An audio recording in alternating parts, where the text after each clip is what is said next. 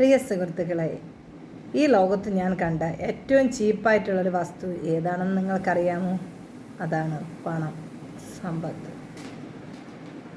അത് നമ്മൾ തിരിച്ചറിയുന്നത് എപ്പോഴാണെന്ന് ചോദിച്ചാൽ, ഒരു 20 തലമുറയ്ക്ക് അനുഭവിക്കാനുള്ള സമ്പത്ത് കൂട്ടി വച്ചിരിക്കുന്ന ഒരു വ്യക്തിയുടെ ജീവിതത്തിൽ അവർക്ക് ഏറ്റവും പ്രിയപ്പെട്ടതായിട്ടുള്ള അവരുടെ ജീവിത പങ്കാളിയോ അവരുടെ കുഞ്ഞുങ്ങളോ എന്തെങ്കിലും രോഗം വന്ന് ഈ ഭൂമിയിൽ നിന്ന് മാറ്റപ്പെടുമ്പോഴാണ് അവർക്ക് മനസ്സിലാകുന്നത് ഈ പണം കൊണ്ട് ഒരു കാര്യവുമില്ല. ഈ പണത്തിന്, ഈ സമ്പത്തിന് അവരെ രോഗത്തെ സൗഖ്യമാക്കാൻ കഴിഞ്ഞോ? ഇല്ല. ഈ സമ്പത്തിന് അവരെ ആയുസ്സിനെ കൂട്ടാൻ കഴിഞ്ഞോ? ഇല്ല. ഈ സമ്പത്ത് കൊണ്ട് ഉറക്കഗുളിക വാങ്ങിക്കഴിച്ച് സുഖമായി ഉറങ്ങാം. എന്നാൽ നിൻ്റെ പണം കൊണ്ട് വാങ്ങുന്ന മരുന്ന് കൊണ്ട് നിന്നെ കറക്റ്റ് സമയത്തിന് വിളിച്ചുണർത്താൻ കഴിയുമോ? ഇല്ല. ഇത്രയും സമ്പത്തുണ്ടെങ്കിലും ആ സമ്പത്ത് കൊണ്ട് നിനക്ക് എന്തൊക്കെയാണ് പ്രയോജനം? നിൻ്റെ കരത്തിയിരിക്കുന്ന സമ്പത്ത് ഇല്ലായ്മയിലിരിക്കുന്ന ഒരാളിനെടുത്ത് കൊടുക്കുമ്പോൾ അവിടെയാണ് ആ കാശിൻ്റെ മൂല്യം, അതിൻ്റെ വില അറിയാൻ കഴിയുന്നത്. അല്ലാതെ ഈ ലോകത്തെ പണത്തിന് വലിയ വിലയൊന്നും കൊടുക്കേണ്ട കാര്യമില്ല. അതിനെ വളരെ ചീപ്പായിട്ട് കണ്ടാൽ മതി ഈ പണത്തിനെ. കാരണം ഈ ലോകത്തെ ഏറ്റവും വലിയ ദൈവമാണ്.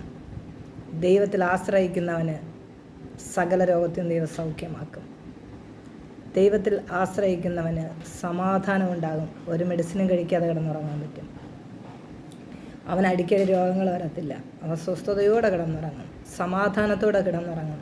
എന്തിനേറെ ഇഷ്ടമുള്ളൊരു ഭക്ഷണം കഴിക്കാൻ അവന് കഴിയും. ഈ വലിയ സമ്പത്തുള്ള കോടീശ്വരന്മാർക്ക് നല്ല ഫുഡ് കഴിക്കാൻ പറ്റത്തില്ല. പല പല രോഗങ്ങളാണ്. അതുകൊണ്ട് പ്രിയ സുഹൃത്തുക്കളെ, ഒന്ന് തിരിച്ചറിയുക, പണം വലിയ കാര്യമൊന്നുമില്ല. കുറേ പണം ഉണ്ടായിട്ട് വലിയ കാര്യമൊന്നുമില്ല. പണം കൂടുമ്പോൾ നിനക്ക് സ്വസ്ഥത പോകുന്നു, നിൻ്റെ സമാധാനം പോകുന്നു, നിൻ്റെ കുടുംബം തകരുന്നു. പൈസ നിൽക്കുക കുറഞ്ഞിരിക്കുന്ന മനുഷ്യരെ നോക്കുക, അവർ സമാധാനത്തോടെ ഭക്ഷിക്കുന്നു, സന്തോഷത്തോടെ ഇരിക്കുന്നു, കുടുംബമായിട്ട് ജീവിക്കുന്നു. അതുകൊണ്ട് ഈ പണം ഒന്നുമല്ല എന്ന് നമ്മൾ തിരിച്ചറിയുന്നത് നമ്മുടെ ജീവിതത്തിലൂടെയാണ്. 10 അല്ല 25 അല്ല 50 തലമുറയ്ക്ക് അനുഭവിക്കാനുള്ള സ്വത്ത് നീ സ്വരൂപിച്ച് വെച്ചാലും ഇതെല്ലാം സ്വരൂപിച്ച് വെച്ച് കഴിയുമ്പോൾ ഇയ്യോബിനെ നോക്ക്, എല്ലാം നഷ്ടപ്പെട്ടു. ഭാര്യ വരെ പറഞ്ഞ് ദൈവത്തെ ത്യജിച്ച് പറഞ്ഞ് പോയി മരിക്കാൻ പറഞ്ഞു. ഇയ്യോബ് സമ്പന്നനായിരുന്നു. ആ സമ്പത്ത് കൊണ്ട് അവൻ്റെ മക്കളെ ആയുസ്സിനെ പിടിച്ചു നിർത്താൻ കഴിഞ്ഞു? അവൻ്റെ രോഗത്തെ സൗഖ്യമാക്കാൻ കഴിഞ്ഞു? ഇല്ല. അവിടെയെല്ലാം പ്രവർത്തിച്ചത് ദൈവമാണ്. അതുകൊണ്ട് സമ്പത്ത് വർദ്ധിച്ചാൽ നിൻ്റെ ഹൃദയം അതിൽ പതിക്കരുത്. സമ്പത്ത് വർദ്ധിച്ചാൽ നീ അതിൽ മനസ്സ് വയ്ക്കരുതെന്ന് ബൈബിൾ വചനമുണ്ട്. അഹങ്കാരവും നിഗളവും സമ്പത്തും ഒന്നുമല്ല. സമാധാനവും സന്തോഷവും സ്വസ്ഥതയുള്ളൊരു ജീവിതം. അവിടെ പണത്തിനല്ല പ്രാധാന്യം, സത്യസന്ധതയ്ക്ക്, വിശുദ്ധിക്ക്, വിശ്വസ്തതയ്ക്കാണ് അവിടെ സ്ഥാനം. സമ്പത്ത് ഇന്ന് വരും, അത് നാളെ പോവും. ഇന്ന് ദരിദ്രൻ്റെ കയ്യിരിക്കുന്ന നാളെ സമ്പന്നൻ്റെ കൈ വരും. ഇന്ന് സമ്പന്നൻ്റെ കയ്യിരിക്കുന്ന നാളെ ദരിദ്രൻ്റെ കയ്യിൽ പോവും. പണം വന്നും പോയി ഞാൻ നിൽക്കും. സ്നേഹം, കരുണ, കരുതൽ, ഇതൊക്കെയാണെന്ന് നിലനിൽക്കുന്നത്.